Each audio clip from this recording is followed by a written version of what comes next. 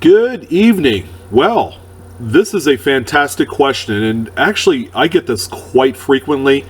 And I'll say right off the bat, I am truly sorry that I have not talked about this in the 700 plus videos I've been doing this YouTube channel. So now that I have the opportunity to discuss it, it's gonna make sense because a lot of folks that have seen my previous videos highlighting full step Jefferson nickels will know that these things sell for many thousands of dollars, high grade, full strike, so that way you have the fully defined steps on the reverse on Monticello. Yeah, I don't even know how to say it. But these coins, as valuable as they are, you got to keep in mind that these are business strike coins we're talking about here. So I've received a number of messages and I've seen them, in the past. Is my proof nickel worth more because it's a full step coin? Well, I want to say yes, but they're not, okay? For the mere fact that these things were produced of the highest quality. And what I mean by that is US Mint employees produced proof coins as a way of fulfilling a market need for collectors. So what they did was they prepared the dies, okay, they sandblasted the devices to give it the cameo on certain, like the 69S that you see on screen. They also polish up the fields, and they also prepare the planchets as well in much of the higher standard, so that way when they're struck, okay, you're going to have the sharpest, strongest detail on every facet of the coin. This is almost without certain, a process in which there is a lot of discerning quality control that's involved. They'll produce a few hundred pieces before they go in and sharpen all the details.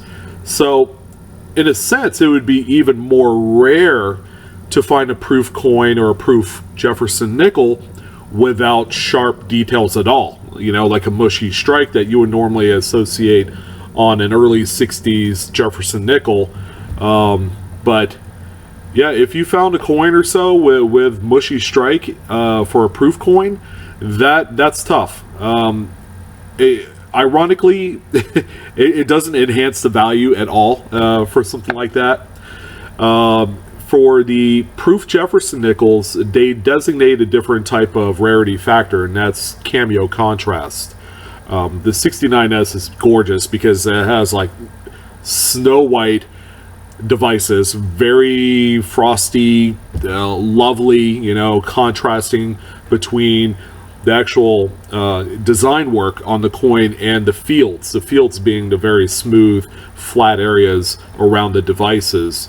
So when you have that really dark, watery mirror black finish against a really sharp cameo frosty white contrast, that's how they determine the value of these particular coins as they're graded. There's not going to be ever a full strike designation on proof nickels, unfortunately. But even if that's the case, you're going to see about 98 to 99% of these nickels grade out with full steps, which in turn would dilute the market and make them less collectible. So as opposed to, kind of focusing on the steps, they do the deep cameo and ultra cameo contrasts as a way of kind of separating like the rarity factor for all these coins. So what does an older proof coin look like? 69S is pretty early, okay? That's a period of time where we would associate bad quality business strikes. But let's go all the way back to 1942. Here's a 42 proof nickel. Now keep in mind, this one isn't as mirrored, blacked out with cameo as the 69S, okay? These more look like a sharper kind of like business strike looking coin. But even still, if you look at this 42S, the rear steps on Monticello is sharply struck. Okay, you have well-defined 6 lines that go all the way across from the left column to the right column. And you know, even back in 42 and earlier, when they made these proofs, yeah, they're all sharply struck, and they are built and made for collectors, and they made it so that way they provide a high quality product for its discerning customer base.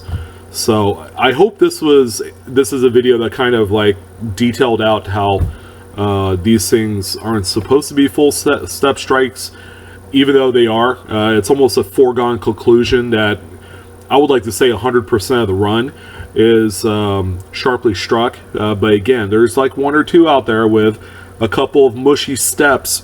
Again, it doesn't enhance the value at all, and as a matter of fact, it might even hurt the value some. But anyways, I hope you guys enjoyed this. That, you know, hopefully it was informational regarding full step proof nickels.